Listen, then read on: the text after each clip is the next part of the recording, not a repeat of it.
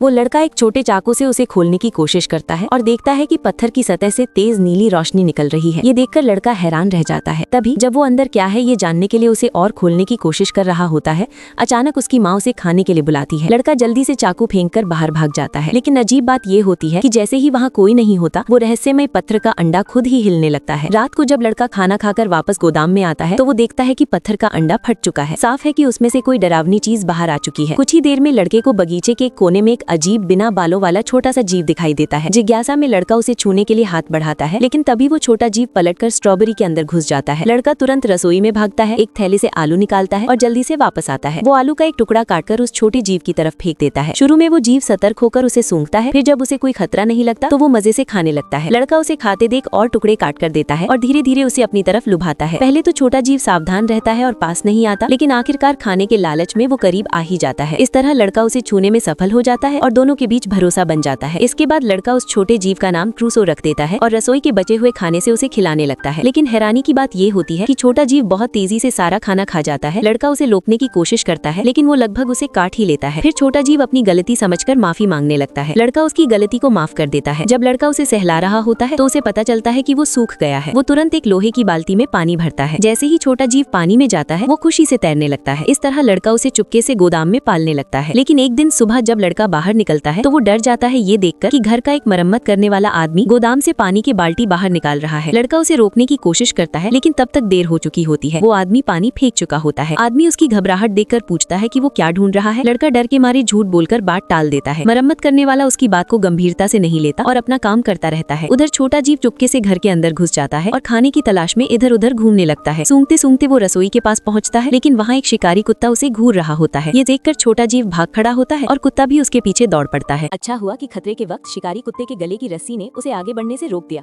उसके बाद छोटा सा जीव आराम से वहाँ से निकल गया। लड़की ने बाथटब में पानी भर दिया और जब वो अपने कमरे में कुछ लेने गई तभी छोटा जीव चुपके से बाथरूम में घुस गया। इधर लड़का उसे ना मिलने की वजह से थोड़ा परेशान था। तभी अचानक उसकी बहन चीख पड़ती है। लड़का तुरंत समझ जाता है कि शायद वो छोटा जीव ही है। वो जल्दी से बहन को रोककर वापस बाथरूम में ले जाता है। तब तक छोटा जीव बाथटब के पास बैठा होता है। लड़का जल्दी जल्दी उसकी असल कहानी बताता है। भाई को उस जीव के साथ इतना करीब देखकर बहन धीरे धीरे शांत हो जाती है। लड़का कहता है कि उसने ही इस छोटे जीव को बचाया है और बहन से गुजारिश करता है कि माँ को ना बताए। बहन बिना सोचे तुरंत मान जाती है। इसी दौरान माँ नौकर को कहती है कि गेस्ट रूम का बाथरूम ठीक कर दे, क्योंकि वो 3 दिन से खराब है। लेकिन असल में बाथरूम खराब नहीं होता। भाई बहन ने उस छोटे जीव को वहाँ बाथटब में छुपा कर रखा होता है। तभी नौकर बाथरूम का दरवाजा नॉक करता है और कहता है कि वो रिपेयर करने आया है। लड़का कहता है कि वो अंदर यूज कर रहा है, लेकिन छोटे जीव की आवाज नौकर सुन लेता है। फिर वो धमकी देता है कि अगर दरवाजा नहीं खोला तो वो माँ को बता देगा कि अंदर कोई जानवर है। मजबूरन बहन दरवाजा खोल देती है। नौकर कहता है कि वो ज्यादा पंगा नहीं लेना चाहता, बस अपना काम करना चाहता है। तभी अचानक छोटा जीव सामने आता है और आदमी डर जाता है। एंगस बताता है कि उसने इसे नदी के पास मिले एक अंडे से निकाला है।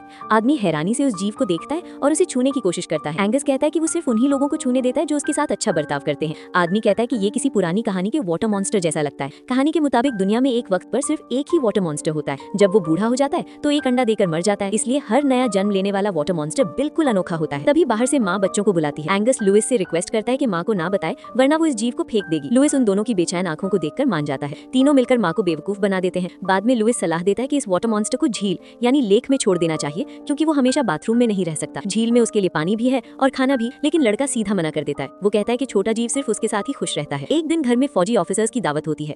सब लोग बिजी होते हैं और मौका देखकर छोटा जीव फिर से चुप के बाहर निकल जाता है। अचानक एक खुशबू उसके पास आती है और वो उसकी तरफ बढ़ने लगता है। तभी शिकारी कुत्ता उसकी स्मेल पकड़ लेता है और उसका पीछा करने लगता है। कुत्ता गुस्से से उसे घूरता है और छोटा जीव भागना शुरू कर देता है। दोनों एक दूसरे का पीछा करते हुए दौड़ते दौड़ते ड्राइंग रूम तक पहुंच जाते हैं, जहां मेहमान खाना खा रहे होते हैं। छोटा जीव टेबल के नीचे से निकलने की कोशिश करता है, लेकिन कुत्ता घबराहट में सीधा टेबल पर चढ़ जाता है। शिकारी कुत्ता दौड़ते दौड़ते बाहर तक पहुंच गया, लेकिन उसे छोटी सी जीव का कहीं भी पता नहीं चला। उसे क्या पता था कि उसी समय वो छोटा सा जीव फव्वारे के अंदर एक मूर्ति बनकर छिपा हुआ था। जैसे ही कुत्ता वहां से चला गया, छोटे जीव ने मुड़कर देखा तो पास के पानी में बहुत सारी मछलियां तैर रही थी। वो बिना सोचे समझे पानी में कूद गया। उधर एंगस उसे बड़ी बेचैनी से ढूंढ रहा था। लुइस ने उसे बताया कि उसकी माँ बहुत गुस्से में है और उसे तुरंत जाकर सो जाना चाहिए। वो बोला कि वो खुद छोटे जीव को ढूंढ लेगा। लड़का मजबूर होकर अपने कमरे में वापस चला गया, लेकिन उसने हर जगह ढूंढने के बावजूद पानी का बर्तन नहीं पाया। अचानक उसे फव्वारे में उसका अक्स दिखाई दिया, लेकिन अब वो छोटा जीव पहले से कई गुना बड़ा हो चुका था। अब उसे जल्द से जल्द झील में छोड़ना जरूरी था, इसलिए उसने एंगस को जगाया और दोनों पानी का बर्तन लेकर गाड़ी से झील की तरफ निकल पड़े। लुइस ने बड़ी मेहनत से उस जीव को झील में छोड़ने की कोशिश की, लेकिन वो लड़के को छोड़ना नहीं चाहता था। आखिरकार उसने आलू निकालकर उसे झील के अंदर की ओर लुभाया। एंगस का दिल टूट रहा था, लेकिन वो जानता था कि अगर वो जीव उसके पास रहा तो खतरा बढ़ता ही जाएगा। झील में उसके लिए पसंदीदा सैल्मन मछलियां थीं और खुला पानी जहां वो आजादी से तैर सकता था। उसे जाने देना ही सबसे सही फैसला था। उस दिन के बाद एंगस को उसकी माँ ने घर के सैनिकों के हवाले कर दिया। अब हर सुबह उसे सैनिकों के साथ ट्रेनिंग करनी पड़ती थी और दोपहर में रसोई में मदद करनी पड़ती थी। वो हर दिन बहुत व्यस्त रहने लगा। वहीं दूसरी तरफ पानी का जीव अब आजाद था। वो हर दिन पानी में खुलकर तैरता और खेलता रहता था। एक दिन वो झील के किनारे आया, इस उम्मीद में कि वो एंगस से मिल सके। उधर एंगस एक अफसर की गाड़ी साफ कर रहा था। उसे हल्का सा एहसास हुआ कि जैसे कोई उसे झील की तरफ बुला रहा हो। वो तुरंत कपड़ा फेंककर झील की तरफ भागा। वहां पहुंचकर उसने जोर जोर से उस जीव को पुकारा, लेकिन पानी में कोई जवाब नहीं मिला। फिर वो नाव लेकर झील के बीच में गया और उसे हर जगह ढूंढने लगा। काफी देर तक पुकारने के बाद भी जब वो नहीं मिला तो एंगस बहुत उदास हो गया। तभी अचानक उसके पीछे एक विशाल आकृति उभर आई। मुड़कर देखा तो वो खुशी से झूम उठा। वो पानी का जीव वापस आ गया था। अब वो पहले से कई गुना बड़ा हो चुका था। Hello boy, careful, don't take me over, it's good to see you boy. फिर उस जीव ने इशारा किया कि एंगस उसकी पीठ पर बैठ जाए। वो उसे अपने साथ घुमाने ले जाना चाहता था, लेकिन पानी से डरने वाला एंगस तुरंत उसे कसकर पकड़ लेता है।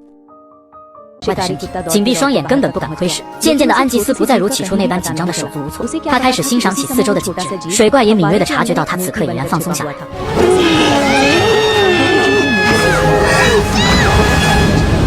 于是直接带着安吉斯猛地钻进水底世界，紧接着又跃出水面，让他得以唤起。随后再次钻进水中，如此反复数次以后，安吉斯似乎不再对海水心怀畏惧，已然成功地跨越了内心的障碍，继而开始沉醉于水下世界的奇妙。忽然前方出现了一张硕大的铁网，水怪带着他直接冲出水面。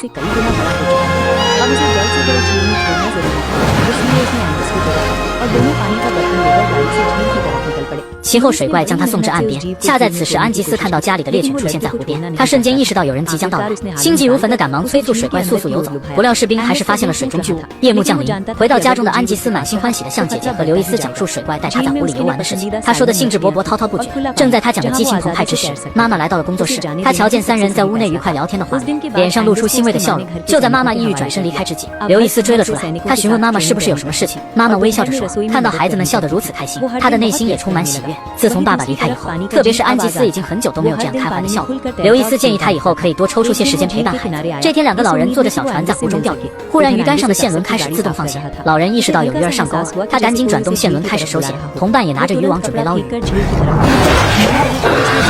他急切地告诉同伴自己看见了一只怪物，老人却说是条大鱼吧，但同伴说肯定是怪物，它有2个脚。这时巨物带着鱼线迅速地向前游去，老人急忙抓住了线轮把手，随后整个小船快速向前驶去。同伴让老人赶紧割断线，可老人说这是他钓过最大的鱼，他一定要把它弄上来。随后老人和他所谓的大鱼在湖中展开了一场激烈的拉锯战，眼看着小船都要被拉入水里，老人只得同意让同伴剪掉鱼线。随着鱼线的断开，小船终于停了下来。这时水怪在他俩不远处来了一个鲤鱼打挺，两个老人被这一幕惊得目瞪口呆，他们从来没有见过这样的生物。此时老人也知道 अपनी आंखें बंद करो। जल जीव ने महसूस किया कि इस वक्त एंगस पूरी तरह रिलैक्स हो चुका है। फिर वो उसे अपने आसपास के खूबसूरत मंजर दिखाने लगता है। अचानक वो एंगस को लेकर तेजी से पानी के नीचे की दुनिया में घुस जाता है, फिर एक झटके से पानी के ऊपर निकलता है और दोबारा से पानी के अंदर चला जाता है। ऐसे कई बार होने के बाद एंगस के दिल से समंदर का डर खत्म हो जाता है। उसने अपने अंदर के डर को पार कर लिया था और अब वो पानी के नीचे की अजीब और खूबसूरत दुनिया में खो सा जाता है। तभी अचानक उनके सामने एक बहुत बड़ी लोहे की जाली यानी आयरन नेट आ जाती है। जल जीव तुरंत एंगस को लेकर पानी से बाहर निकलता है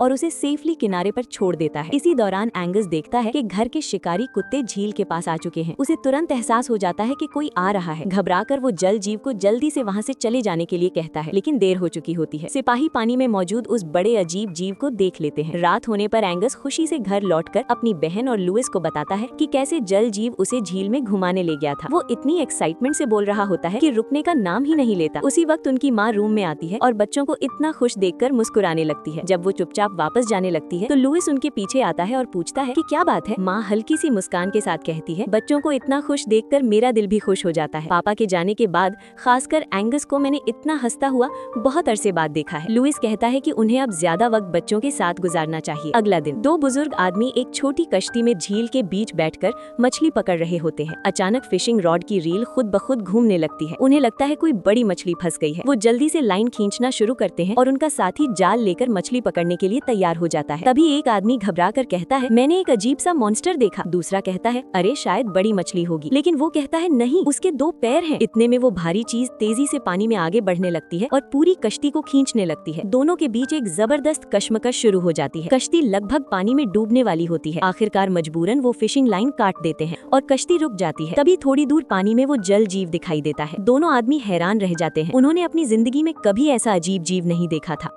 अभी जो गिरा था वो बारिश नहीं था। जब दोनों चारों तरफ उस रहस्यमयी जीव पानी के राक्षस को ढूंढ रहे थे, तब तक वो पानी का राक्षस झील के अंदर गहराई में जा चुका था। इसके बाद उन्होंने झील में उस राक्षस से मिलने की बात बार में मौजूद लोगों को बताई और मालिक से पूछा कि क्या वो उनके साथ झील में उसे ढूंढने चलना चाहेगा। उन्होंने कहा कि ये एक ऐसी घटना है जो पूरी दुनिया को चौंका सकती है, लेकिन बार का मालिक मानता था कि ये बात किसी को भी बाहर नहीं बतानी चाहिए। वहीं एक बूढ़े आदमी ने कहा कि अगर लोगों को पता चल गया कि यहाँ पानी का राक्षस है तो बहुत सारे पर्यटक यहाँ आएंगे, झील मशहूर हो जाएगी और तुम्हारे बार में भी ग्राहकों की भीड़ लग जाएगी और हम जो इसे खोजने वाले हैं खूब पैसा कमा सकते हैं। फिर भी मालिक ने उनके साथ जाने से साफ इनकार कर दिया। उसका मानना था कि सब कुछ अपने आप होने देना ही बेहतर है, लेकिन बूढ़ा आदमी इस मौके को खोना नहीं चाहता था। इसलिए वो कुछ लोगों को लेकर झील के किनारे गया और उन्होंने लकड़ी से पानी में एक नकली राक्षस जैसा आकार बनाया। फिर बूढ़े ने जल्दी से कैमरे का शटर दबाया और इतिहास की पहली पानी के राक्षस की तस्वीर ले ली। इसी दौरान एक सैन्य अधिकारी यानी ऑफिसर एंगस के परिवार को झील के किनारे लेकर आया। वो एंगस को दिखाना चाहता था कि एक असली सैनिक रोज क्या करता है। उसी समय सैनिकों ने झील के पास तोप लगा दी और टेस्ट फायर करने की तैयारी करने लगे। ऑफिसर ने सबको अपने कान बंद करने के लिए कहा। तभी एंगस को समझ आया कि वे झील में गोला दागने वाले हैं। वो घबरा गया और अपनी माँ से उन्हें रोकने को कहा, क्योंकि झील में वो राक्षस है और उसे चोट लग सकती है। लेकिन उसकी माँ ने उसकी बात पर विश्वास नहीं किया। एंगस बेचैन होकर खुद उन्हें रोकने के लिए आगे बढ़ा, लेकिन उसकी माँ ने उसे रोक लिया। उसकी बहन ने भी कहा कि एंगस सच बोल रहा है, लेकिन तब तक सैनिकों ने गोला भर लिया था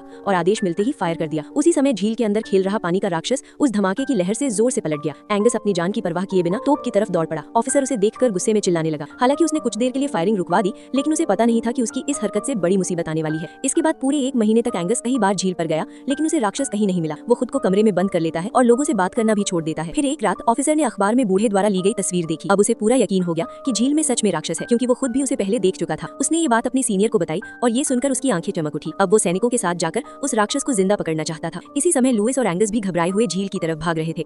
उन्हें भी इस राक्षस की कहानी का पता चल चुका था, इसलिए वे उसे किसी सुरक्षित जगह ले जाना चाहते थे। झील पर पहुंचकर एंगस ने राक्षस को आवाज लगानी शुरू की, लेकिन काफी देर तक कोई जवाब नहीं मिला। तभी अचानक पानी का राक्षस पागलों की तरह पानी से बाहर निकला और सीधे लड़के पर हमला करने के लिए अपना मुंह खोल दिया। लुइस ने उसे पकड़कर पीछे खींचा, लेकिन एंगस फिर भी जिद करके उसके पास चला गया ताकि उसे शांत कर सके। उसने अपना हाथ आगे बढ़ाया और उसके सिर को सहलाने की कोशिश की। राक्षस भी धीरे धीरे उसके करीब आने लगा, लेकिन अचानक उसे याद आया कि कुछ समय पहले झील में गिरा गोला लगभग उसे मार ही देता और वो फिर से गुस्से में आ गया। अच्छी बात ये रही कि लुइस ने समय पर एंगस को खींचकर बचा लिया। इसके बाद राक्षस वहां से दूर चला गया। उधर ऑफिसर सैनिकों के साथ पनडुब्बी में बैठकर झील में उसकी तलाश कर रहा था। किनारे पर मौजूद शिकारी कुत्ते को शायद राक्षस की गंध आ गई। वो तेजी से किनारे की ओर दौड़ा और पानी की तरफ भौंकने लगा। घर लौट रहे एंगस ने अचानक कुत्ते की आवाज सुनी। उसे पता था कि कुत्ता राक्षस को सूंघ सकता है, इसलिए वो तुरंत उसकी तरफ भागा। इसी दौरान पनडुब्बी में मौजूद ऑफिसर ने भी कुत्ते की आवाज सुन ली और वो भी उसी दिशा में आने लगा। कुत्ता लगातार झील की तरफ भौंक रहा था और तभी पानी का राक्षस उसके सामने आ गया। कुत्ता जोर जोर से भौंकने लगा।